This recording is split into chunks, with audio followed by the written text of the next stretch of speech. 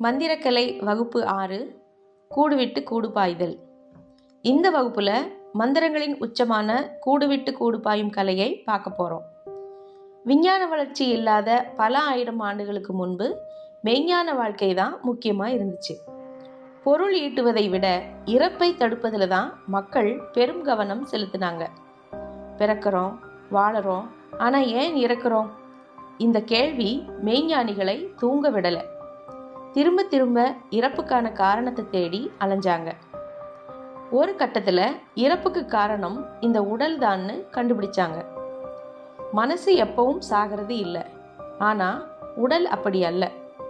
உடல் வளர்ச்சி ஒரு கட்டத்தில் நின்று போகுது, பின்னர் அது தளர்ந்து இறந்து விடுது. இறந்து போகும் இந்த உடலை வச்சுக்கிட்டு மனசால இறக்காம வாழ முடியாது. அதனால உடல் இறக்காம இருக்க என்ன வழின்னு தீவிரமா ஆராய்ச்சி பண்ணினாங்க.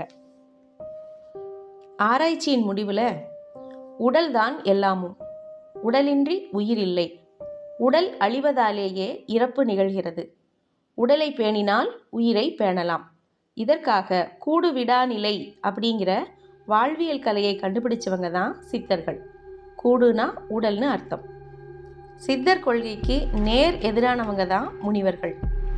உடல் பிறப்பு அப்படிங்கிறது வீண், பிறப்பிலிருந்து விடுபட்டு பிறவா நிலையை அடைய வேண்டும் என்று சொல்பவர்கள் தான் முனிவர்கள். இதற்காக கூடு விடு நிலை அப்படிங்கிற கலையை கண்டுபிடிச்சாங்க. சித்தர் முனிவர் 2 பேரிடமிருந்து வேறுபட்டவர்கள் தான் ஒடியர்கள். சித்தர்கள் சொல்ற மாதிரி மூலிகை மருந்தால் உடலை காப்பாற்றவும் முடியாது, முனிவர்கள் சொல்ற மாதிரி உடலை உதறிவிட்டு மனசை காப்பாற்றவும் முடியாது. உடலும் மனமும் நமக்காகத்தானே அல்லாம அதற்காக நாம வாழக்கூடாது. அதனால உடலையும் மனதையும் தேவைக்கு தகுந்த மாதிரி மாத்திக்கலாம். இந்த கொள்கை உடையவர்கள் தான் ஒடியர்கள். கூடுவிட்டு கூடு பாய்தல், அதாவது தேவைக்கு ஏற்ப உடலையும் மனதையும் மாற்றிக்கொள்ளும் கலையை கண்டுபிடிச்சவங்க தான் ஒடியர்கள். சித்தர்களின் கூடுவிடா நிலை, முனிவர்களின் கூடு விடு நிலை, ஒடியர்களின் கூடுவிட்டு கூடு பாய்தல், இந்த 3 கலைகளுமே இறப்பை வெல்வதற்காக உருவாக்கப்பட்டது தான். கூடுவிடா நிலைக்காக சித்தர்கள் கண்டுபிடிச்சது தான் சித்த மருத்துவம், நாடி ஜோதிடம், காயகல்பம், சித்தம்பலம், நவச்சிவாயம் என்பதெல்லாம்.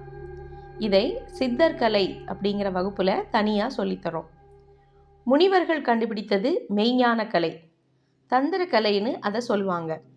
யோகா, தியானம், ஐந்திரம், டெலிபதின்னு முனிவர்களின் தந்திரக்கலை இப்போ இருக்கிற விஞ்ஞானத்துக்கு எந்த விதத்திலும் சளைத்ததல்ல. அடுத்து நம்ம மந்திரக்கலையின் ஹீரோக்களான ஒடியர் விஷயத்துக்கு வருவோம்.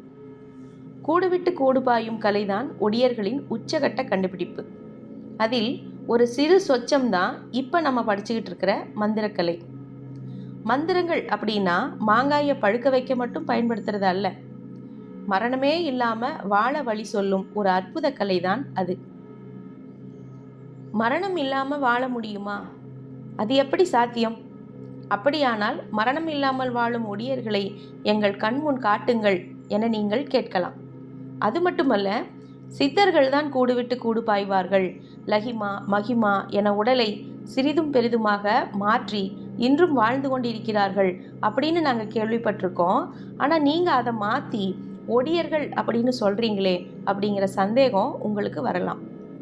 இன்னும் சிலரோ நேரடியாக மந்திரங்களை சொல்லித்தராம ஒடியர் சித்தர் என கதை சொல்லிட்டு இருக்கீங்களே அப்படின்னு கோபப்படலாம். உங்களோட கேள்விகளும் கோபமும் நியாயமானதே.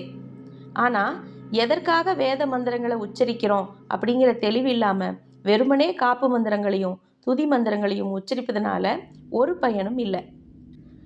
இறப்பை வெல்வது முனிவர்களின் கனவாக இருந்தது, சித்தர்களின் நனவாக இருந்தது. ஆனால் அவர்களால் சாதிக்க முடியாததை ஒடியர்கள் எளிதில் சாதிச்சு காட்டினாங்க. கூடுவிட்டு கூடு பாயும் கலையால் மரணத்தை வென்ற மாபெரும் சாதனையை நிகழ்த்தினாங்க. முதுமை அடைந்த உடலை தூக்கி வீசிட்டு இளமையான உடலில் வலம் வந்தாங்க ஒடியர்கள். இந்த அற்புதத்தை பார்த்த சித்தர்களும் முனிவர்களும் ஆடி போனாங்க. மரணத்தை வென்ற ஒடியர்களை உச்சி முகர்ந்து கொண்டாடினாங்க. தெய்வங்களாக அவர்களை வணங்கினாங்க. ஆனால் அது வெகு காலம் நீடிக்கல. காரணம், ஒடியர்களின் அடுத்தடுத்த முயற்சி சித்தர்களையும் முனிவர்களையும் குலைநடுங்க வச்சது. எல்லை மீறி போன ஒடியர்கள் மனிதர்களிடம் மட்டுமல்ல, விலங்குகள் உடலிலும் கூடுவிட்டு கூடு பாய்ஞ்சாங்க. அது மனித குலத்திற்கு பெரும் அச்சுறுத்தலாக மாறியது. விலங்கு எது, மனிதன் எது, யார் எந்த உறவில் இருக்கிறார்கள் என்று கண்டறிய முடியாத நிலை ஏற்பட்டது. நல்ல விஷயங்கள் போய் கெட்ட விஷயங்கள் கட்டுக்கடங்காம தலை தூக்கின. பேய்களும் காட்டேரிகளும் குட்டிச்சாத்தான்களும் கூடவே கொள்ளிவாய் பிசாசுகளும் மனித குலத்தை வளைத்து ஆக்கிரமித்தன.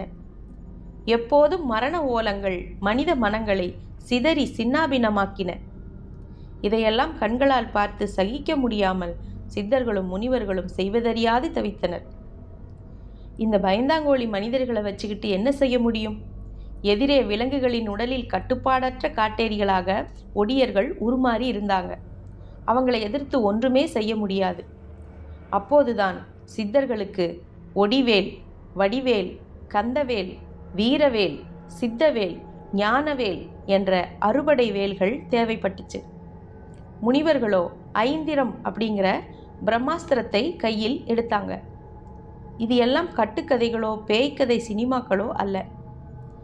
ஒடியர்களின் கூடுவிட்டு கூடுபாயும் கலையை அழிக்கவும் ஒடியர்களிடமிருந்து மனிதர்களை காக்கவும் தான் காப்பு மந்திரங்களையும் துதி மந்திரங்களையும் யாக வேள்வி யக்ன மந்திரங்களையும் பல்லாயிரக்கணக்கில் பாடி வச்சாங்க.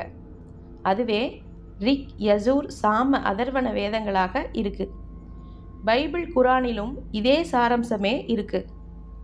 கூடுவிட்டு கூடுபாய்தல் ஒன்றும் அவ்வளவு கடினமானது அல்ல. மிக எளிதானது தான். மனதால் பலவீனமாக உள்ள ஒருவரை தேர்ந்தெடுத்து அவரின் மனதை முழுமையாக அழிச்சிட்டு உங்களோட மனதை அவருக்குள்ள செலுத்திவிட முடியும். இதனால உடல் மட்டுமே அவருடையதாக இருக்கும், மனது உங்களுடையதாக இருக்கும். நீங்கள் நினைப்பது, பேசுவது, செய்வதையெல்லாம் அந்த உடல் செய்யும். அவரின் உடலில் நீங்கள் வாழலாம். எல்லாம் சரி, அது இந்த காலத்தில் சாத்தியமா? இந்த காலத்தில் பேய், பிசாசு, குட்டிச்சாத்தான் எல்லாம் இருக்கா? ஒடியர்கள் இன்றும் இருக்கிறார்களா? இந்த கேள்விக்கு எல்லாம் அறிவியல் பூர்வமான விளக்கங்களை அடுத்த வகுப்பில் பார்க்கலாம். நன்றி.